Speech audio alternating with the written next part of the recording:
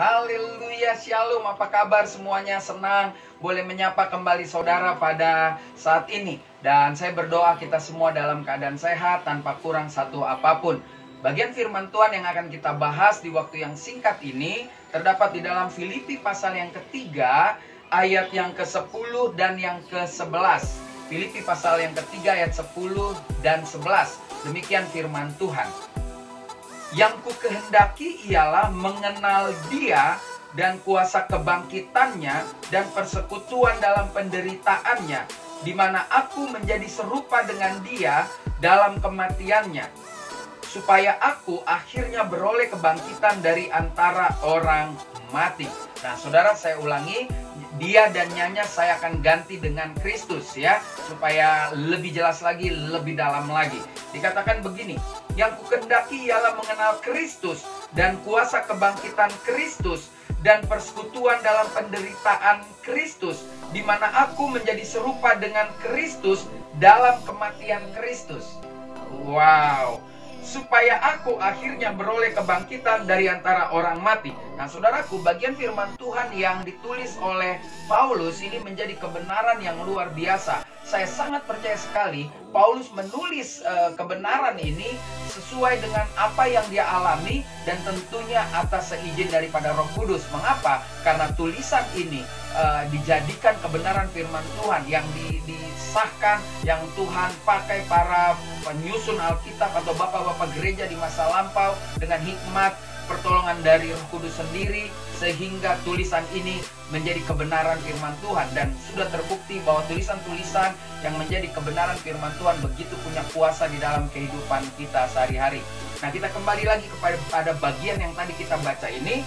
Dikatakan Paulus menghendaki untuk mengenal Kristus tidak main-main. Dia mau mengenalnya dengan kuasa kebangkitan Kristus.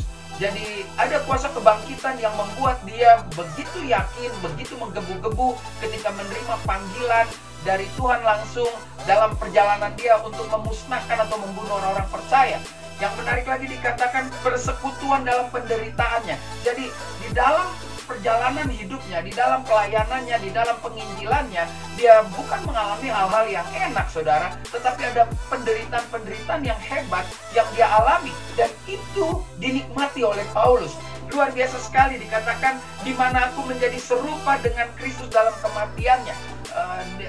Sebagai orang percaya kita selalu bercerita tentang begini. Kalau kita sudah hidup di dalam Kristus, maka kita sudah mematikan manusia lama kita. Benar, Paulus menekankan luar biasa sekali. Kalau kita mau serupa seperti Kristus, maka kita juga harus masuk di dalam kematiannya.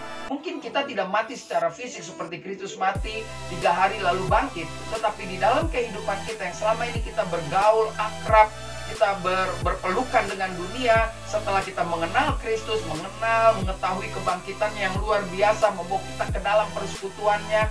Inilah yang menguatkan saya, atau saya berharap saudara ketika membaca ini, apa yang dialami Paulus. Dia juga mengalami kematian hidup lamanya, kematian karakternya yang tidak sesuai dengan firman Tuhan. Itulah yang juga harusnya terjadi dalam hidup saudara dan saya. Ketika kita tahu ada kebangkitan dari antara orang mati dan itu dilakukan oleh Yesus, kita nggak cukup hanya percaya, kita nggak cukup hanya ikut persekutuannya, tetapi kita pun juga mesti ikut di dalam kematiannya. Yaitu saudara dan saya, ya saya dan saudara harus mau mematikan semua kehidupan lama yang tidak sesuai dengan kebenaran firman Tuhan. Dan ayat ke-11 ditutup, supaya akhirnya beroleh kebangkitan dari antara orang mati. Jadi Paulus mengatakan, aku masuk dalam kebangkitan Kristus dalam persekutuannya ketika masih ada di dunia. Dan kita matikan semua manusia kedagingan kita.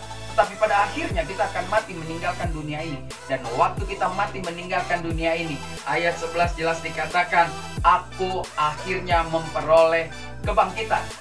Jadi kalau saya ganti kata ini, hingga akhirnya saya dan saudara, kita semua orang-orang percaya akan memperoleh kebangkitan di dalam Kristus Yesus.